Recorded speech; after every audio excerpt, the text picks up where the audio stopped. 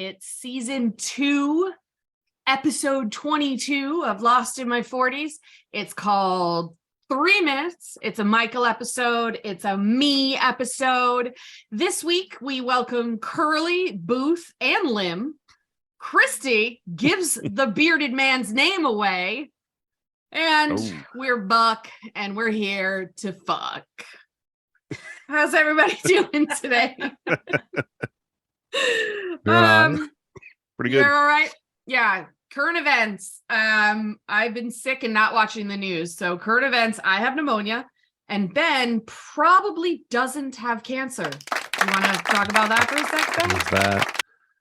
Yeah, I mean, at this point, it's looking like a misdiagnosis from the radiologist. So yeah, what we had told you previously was that the day before Labor Day weekend, a radiologist from an MRI that I had called me up and said I had metastases in my bones, in my hip and spine and femur. And they referred me over to an oncologist. So I started seeing and we an thought oncologist. he was dying. Basically, yeah. Thought he was dying. He's looking up his insurance benefits to see if I'm going to be taken care of after he dies. And then, sorry, I'm still a little mad about that. And then they started doing diagnostics and found what? Nothing. Well, no, I mean, they found things, but they can't actually find cancer. Right. That's so, yeah, they've done all kinds of biopsies and every type of, imaging known to man. And they can't find cancer. So at this point, there's a couple other things on the table. I still have a couple biopsies that I'm doing next week, but they haven't found anything yet in the places where they were most expecting to find it. So it looks like it could just be something autoimmune going on. Yeah, possibly a disease called sarcoidosis, but we don't really know. But the immediate holy fuck, he's dying has been lifted from us. So thought we should tell the fans because it'd be not nice to leave him hanging like that. All right, so people are like, anyone that actually watches through like season 5 is like, isn't this guy fucking dead yet? Why does he linger? Oh my god! All right. Who wants to hear a joke? Sure. Nobody does. All right, here we go. 2 men broke into a drugstore and stole all the Viagra. And the cops put out a notice to look for 2 hardened criminals. I like jokes about dicks. All right. Last week's fun facts were all about the question mark. I promised that I would show you guys what the Armenian question mark looks like. So there it is on the screen right now. Ooh. Want to know an interesting thing about the Armenian question mark? Well, I mean, yes. Oh, wow. Okay, never mind. Yeah. An Armenian question mark, instead of going at the end of a sentence, goes on the syllable or the vowel of the word that they want the answer for, and the actual the stressed vowel or whatever. So if they say, "What is this?" then they would I don't know if it's this or what, but they would put it between the actual syllables within the word. Interesting. Yeah. Did you just look that up this morning? I did. Oh, all right. Thanks, Ben. Also, last week, we talked about how it's not uncommon for children to survive drownings, which was part of the plot of Question Mark, the psychic's daughter, Charlotte. Good news for impatient parents everywhere. So I looked it up, and it's true, even more so than with adults. And we're not sure why that is the case. The phenomenon itself is called the diving reflex. It's been studied extensively in sea mammals like seals. And so what happens is in super, super cold water, the body's metabolism of a mammal, I guess, slows way down. So the organs in the body need far less oxygen to survive. So as long as you haven't taken water directly into your lungs and drowned in that way, you can float around in cold water and in just sort of this state of not needing to breathe, basically. And then that's how kids survive. And its reasons are unknown as to why human children seem to have this diving reflex more like seals than human adults. We don't know why. It's like airplane mode for mammals. Just pause. Yeah. Yeah, so that it is a real thing. Anyways, this week, season 2, episode 22 is called 3 Minutes. It's a Michael episode and it's a me episode. And in it, we explore Michael's motivation for Breaking Bad and murdering innocent people. And so what I think it has this... something to do with his son, right? It's his son. Mm-hmm. What? Because he's my son. Right, exactly. So what I want to know is, how far would you go for a loved one? Is cold-blooded murder on the table if you had to do that?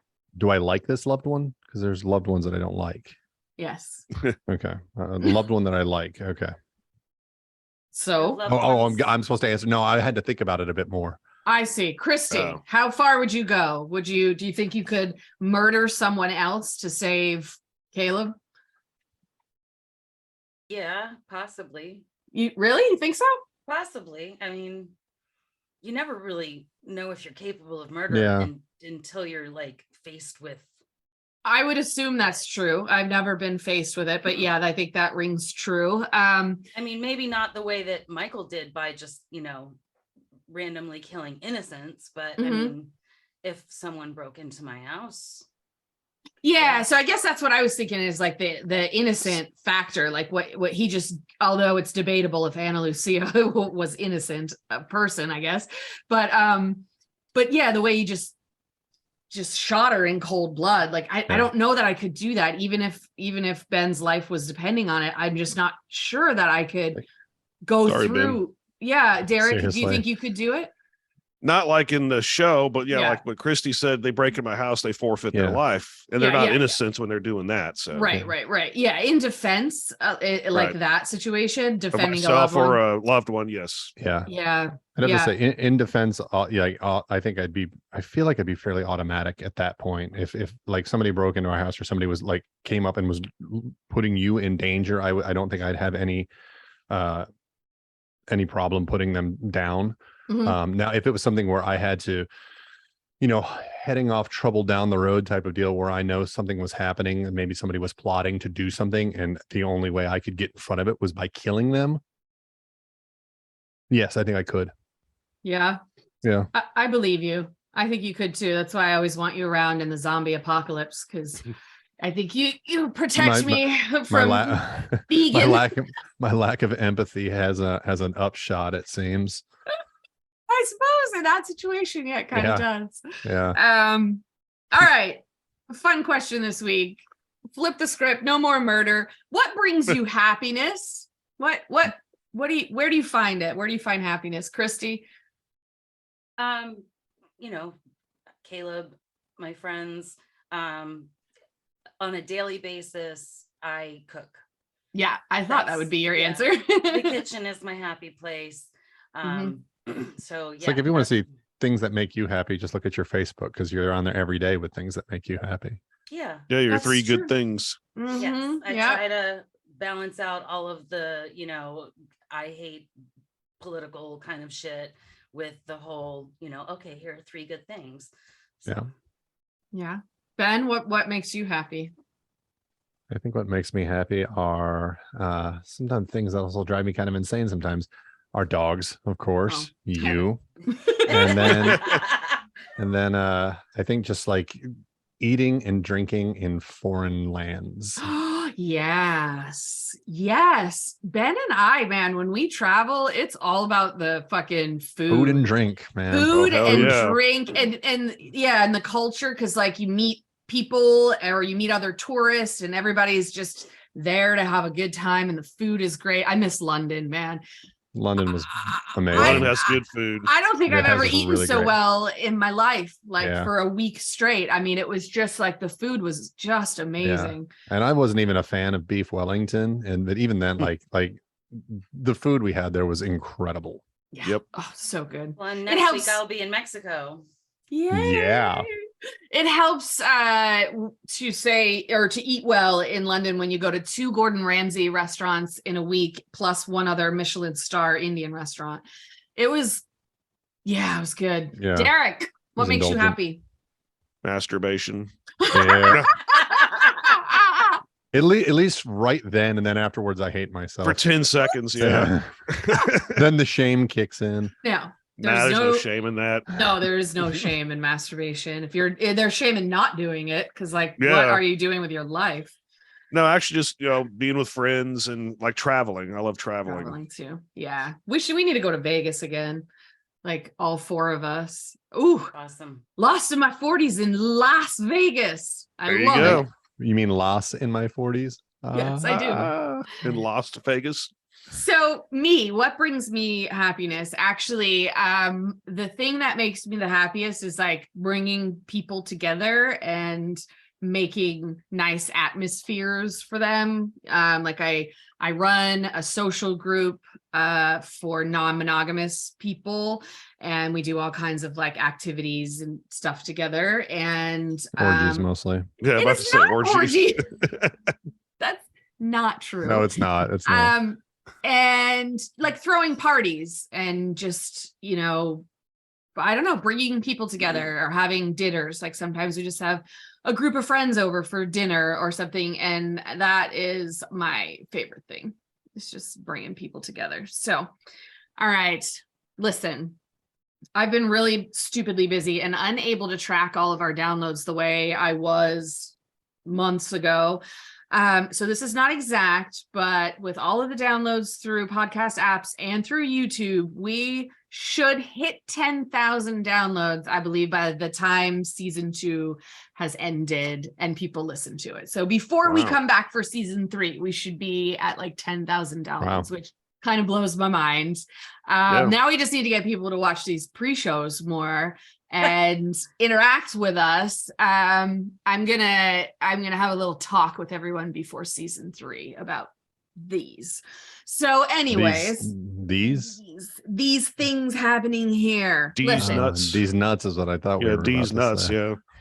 Okay. Next you were week, like these, and I was like, what? These, yeah. I was trying to point at the screen, like I don't know. Yeah, but it looked like you were pointing at D's. No, I have no nuts.